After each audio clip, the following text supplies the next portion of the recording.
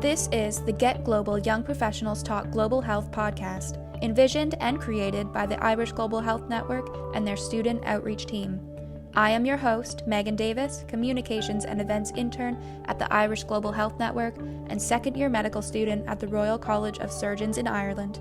In this series, join me and my student outreach team co-host Aidan Desjardins, a microbiology student at Trinity College, as we talk to inspiring young professionals leading the charge in their respective fields, often operating in sidelines to their career, following their passions above all. Today we're excited to welcome Shubhangi Karmakar. Here's a segment from our conversation. I think of every one of my colleagues who's a doctor in some way as being an advocate. We always advocate for either our patients or our peers or more resources. But I think sometimes we struggle to advocate for ourselves. Shubhangi holds a medical degree and an MSc in molecular medicine from Trinity College Dublin. She has particular interest in psychiatry, science communication, and advocacy for underrepresented groups, such as disabled persons and those in the LGBTQ+ community. She is currently working as an academic intern at St. James Hospital. Welcome to the podcast, Shubhangi. Hi, thank you so much for having me. Really appreciate it. And yeah, thank you for that lovely introduction. So we'd like to start by asking our guests how they started in their field. So how did you get involved in health and science communication? I've had quite an interesting journey in health and science communication insofar as a lot of it has intrinsically been done with the purpose of either promoting good scientific reasoning in the community or, promoting evidence-based healthcare and access to healthcare in the community. I started out very, very early in my undergraduate degree. So when I was starting in medicine, we had the opportunity to pick a student-selected module effectively in medicine and humanities. And while there are many aspects of scientific communication that are appealing to different people in my profession, I found very early on that I wanted to look at how scientific communication impacts sort of medicine and its role with power and policy and governance. Before medicine, I wanted to read law, and at the moment, I'm doing the advanced diploma in medical law in the King's Inns. So I found that I had this really strong drive to use good science communication, both in a public-facing sense and a policy development sense, around the campaign to repeal the Eighth Amendment in Ireland for reproductive rights campaigning. And that's kind of where I started. I did a small piece of research leading a team in the university, looking at how healthcare professionals in Ireland and their sort of interplay with the law and government differs to healthcare professionals in other countries in terms of how they were restricted in the provision of reproductive services, reproductive healthcare services or abortion services in the country. And, effectively what the role of the law was in infringing doctors' ability to act in patients' best interests, but also for the justice and autonomy of their patients. And it kind of, I wouldn't say spiraled from there, but it kind of was something that gave me a very short, sharp, and in-depth introduction to the world of having to communicate science well to policymakers, to the public, to even healthcare professionals and sort of scientific professionals in various areas and in various countries around the world. And I think that was a very good trial by fire, if you will, that stood me in good standing for my other work in healthcare advocacy, health ethics, and law since, looking at everything from providing submissions to the Oireachtas Joint Committee on the Rights of Disabled Persons, to the Irish Human Rights and Equality Commission, and now looking forward towards hopefully my career duly qualifying as a doctor in psychiatry as well as a barrister, hopefully working in the regulation of medical professionals and medical devices. Absolutely fantastic. As someone who regularly uses science communication skills, how do you believe young health professionals can best integrate SciComm into their work? I suppose I've had quite a unique journey into the rigor of SciComm, which very much shapes my understanding of how it's well incorporated. I think you touch on something really important, that all young professionals should, from a very early stage in their careers or their formative training, be expected to and encouraged to engage with some form of good science communication. And I think one good way to do that is to develop training and rigor in both public facing and either academic or policy facing science communication. For myself, that has meant training myself as an academic editor over the years, because that, again, is an avenue that is not really available to many young people in order to hone their science communication skills, in order to hone their skills of critical thinking, but also their skills of receiving and giving constructive feedback on how we communicate science. So, I think for me, anyway, I've seen a lot of people I've come across in my years editing undergraduate and postgraduate journals, and now being one of the youngest members of the British Journal of Psychiatry and the Journal of Medical Ethics. It's been a very long journey, but a lot of the time throughout it, I have seen, there's a reason probably why I'm one of the youngest people doing the work I do. And I've seen routinely people say, oh yeah, it's kind of strange that you're an editor now. Surely you have to write and publish widely before you become an editor. And I see that as a really big barrier to young people developing their skills in science communication and critical thinking around science. Because writing academic papers never really taught me about thinking about how papers affect health policy, how papers affect public narratives, as we've seen, through scandals like the MMR scandal or scandals around genome-wide association studies around queerness. Being an editor and having to critically think about not just the science that I produce, for a research project or to secure funding, but having to critically think about the impact it makes in public discourse and in policymaking discourse. I think that's been really important. And I hope that what that has taught me is, yes, absolutely, that I feel more young people, I think, could stand to hone their psychom through learning to think like an editor. And I actually give workshops to academics of all careers about how to think like an editor in terms of the public impact and the policy impacts of your science and your science communication. But I think what it's taught me at a more fundamental level is, for young academics, I think there should be every opportunity to start their formation in science communication early.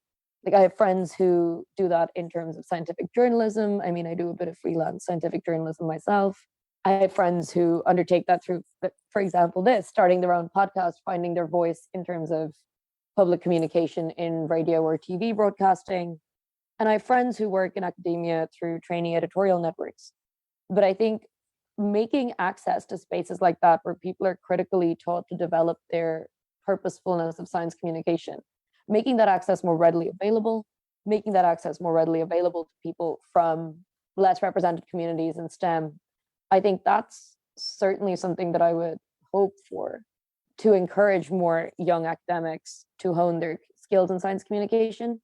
And equally, I suppose the flip side is, I can only speak for myself, but if there are any young academics listening to this who would like to improve their skills of science communication, I've found that you can absolutely find individual mentors to encourage you.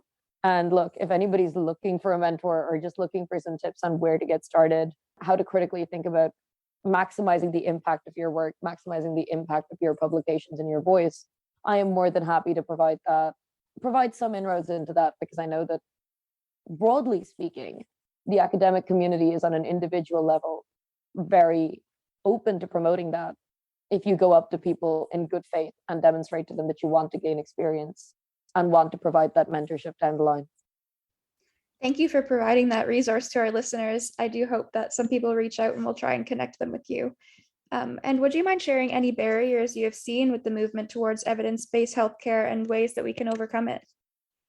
I mean, I've always found, I find it on a clinical practice level, I find it as a young academic, and I find it as a person who develops policy and runs charitable organizations in a governance and non-governance basis. And I already realize what I'm basically saying is there are many, many barriers.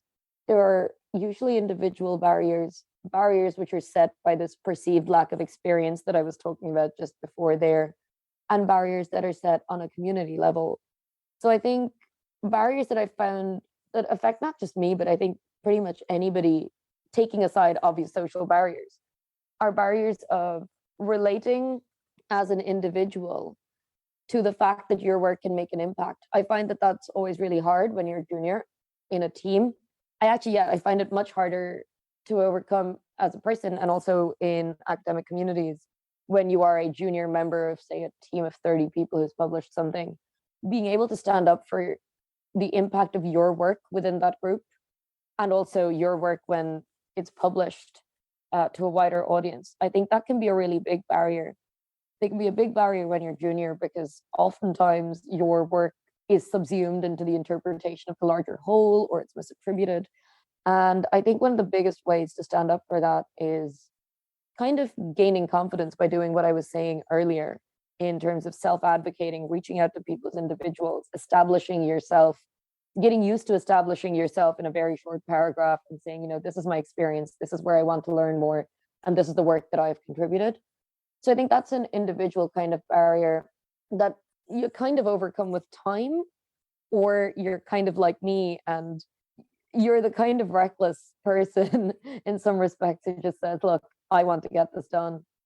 And at the end of the day, I see whoever's in front of me, whether they're the head of a royal college or they're like up here in my working group as just another person. I think there's two very different personality approaches to it. But I think at the end of the day, it comes a little bit with humility, a little bit with experience, and a little bit with self-confidence. And then naturally, like, community barriers are really big. Community barriers aren't just dictated by, the core statistics and can't just be solved by statistics. You can't just have an Athena Swan Award and then say your community or your, local research community is gender inclusive or inclusive of people with disabilities and so on. And I think a lot of the narrative around that is not only shaped by the biases or interests of local communities, but I guess the biases in the wider academic and publishing world. I think if your kind of local research community is only keen on submitting articles to certain journals or keen on getting fundings from certain sources year on year who publicly espouse discriminatory or stigmatizing or biased views, then you're likely to get a community that's very behooved to the interests of its shareholders, much like any other business would, much like any other social event would. So I think those sort of group identity-based biases can be harder to overcome. But I suppose the one thing I will say about it is, and again, I think this comes a bit from recklessness, sometimes you either overcome a barrier like that or you just sidestep it.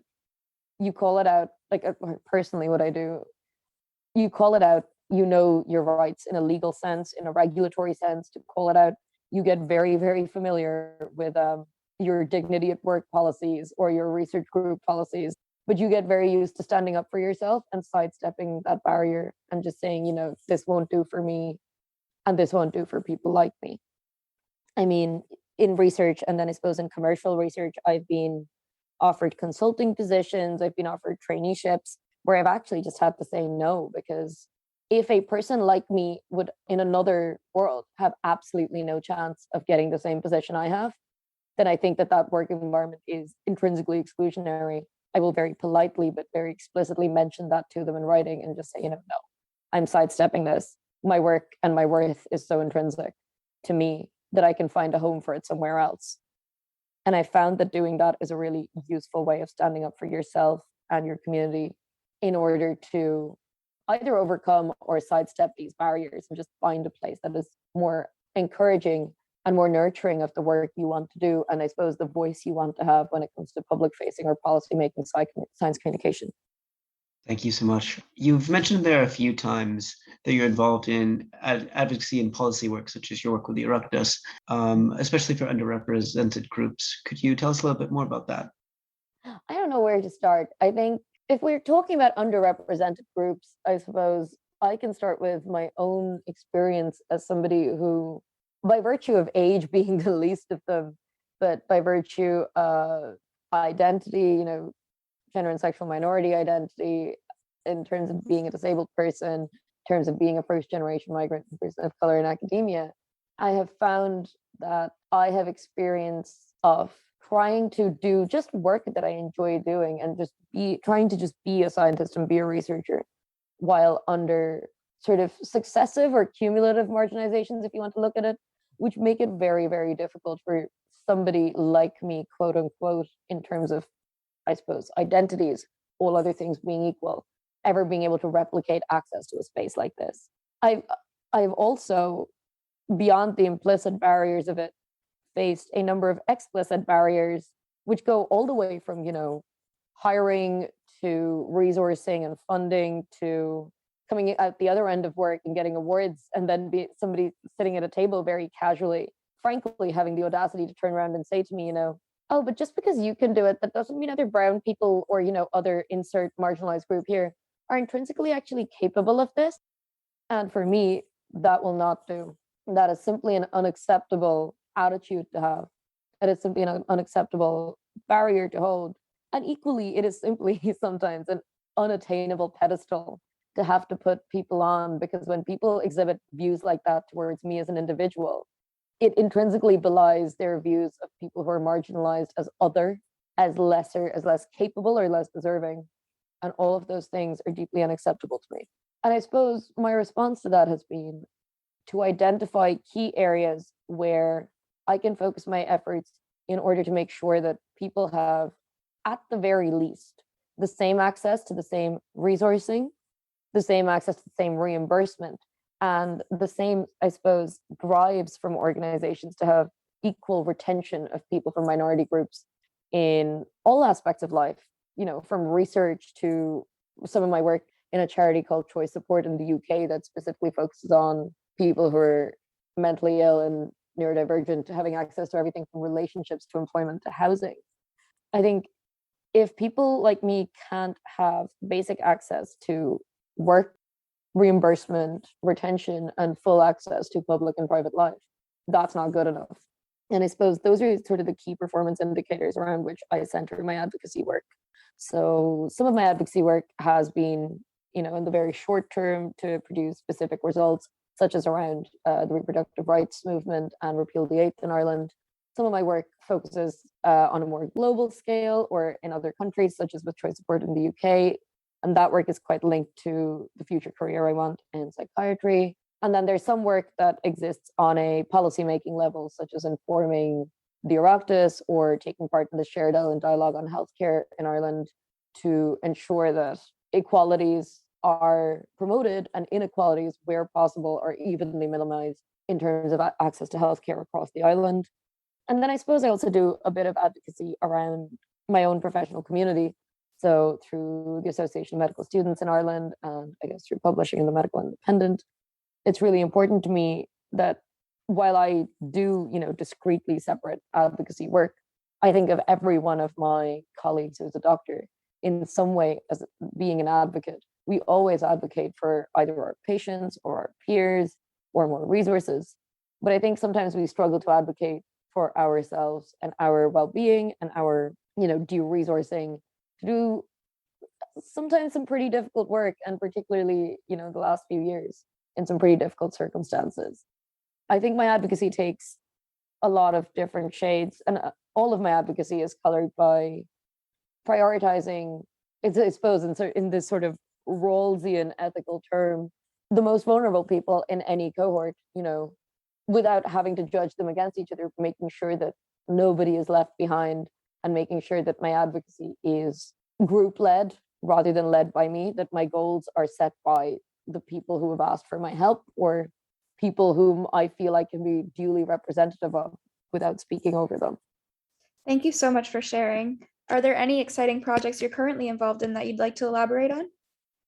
So I think some of the things that I'm interested in are, as you might have noticed, work around medicine and the law and policy making. So I recently had my first sole author article published on artificial intelligence, medicine, and sort of the regulatory and ethical frameworks governing it. So I'm looking forward to doing a little bit more work around both tech and medicine and just more broadly research ethics. In the hospital where I work, we also have a group that's being set up to work around consent and decision making in healthcare, which is a topic that's really, really important to us in Choice Support, where I'm a trustee. So looking at that work, looking at some work coming out of Cork around assisted decision making in the Irish jurisdiction and globally, I'm looking forward to delving into both clinical and research ethics around consent, how we can best elevate our patients' autonomy, how we best elevate the autonomy and interests of again, marginalized groups that our patients might come from. That's some interesting work. So yeah, somewhere around medical device and technological regulation, as well as how we regulate ourselves as a profession. I'm doing my work in academia around educator experiences in Irish psychiatry, which is work I'm doing in collaboration with the College of Psychiatrists and the Irish Medical Council. So that work will look at not just how we gain trainee experiences, but how our educators feel about delivering curricula and about the state of Irish healthcare staffing and resourcing, and how we can create the best trainees in the world, or at least aim to a global standard of excellence in our training. Then finally, I suppose a few other parts that I find interesting at the moment are looking at, I suppose, the changing regulations around vaccines in the scientific sense, around viral vector vaccines and mRNA vaccines, and then more in the policy and public sense around campaigning around vaccine equity. That's quite important to me. I've been very fortunate to talk about it in the public eye from a clinical therapeutic setting with the immunologist, Professor Luke O'Neill, as well as through the ISAG, Independent Scientific Advisory Group in Ireland, advocating for patent removals and the TRIPS waiver being signed in the global sense. So there's a few things that I find interesting. And then also there's just usually every now and then you can see that I've gathered together my one brain cell to write some articles in the public eye around how public health and public discourse is formed, which you can usually find in the Journal or the Business Post or a few other news outlets in Ireland. So there's a few exciting things happening at any one time. It just requires me to corral my one brain cell into doing one thing after the other, usually to time. Well, we're absolutely excited to see where those projects go. But before we wrap up, where would you recommend our listeners go to learn more about your work? I suppose my work is just very much in the public eye. I know it usually sounds conceited if you say just Google me, but that is usually the only way to keep track of a billion different things that I'm doing. I think usually people can go to my Twitter. It's twitter.com/repealist_. That's REPEALIST_. And I'm usually there talking about, I don't know, different events I've been to, different nice saris I've worn, or every now and then different articles I publish. Otherwise, Google tends to be a good place. And I'm hoping to be writing a bit more either in the Journal or the Medical Independent over the next few months. So yeah, we shall see.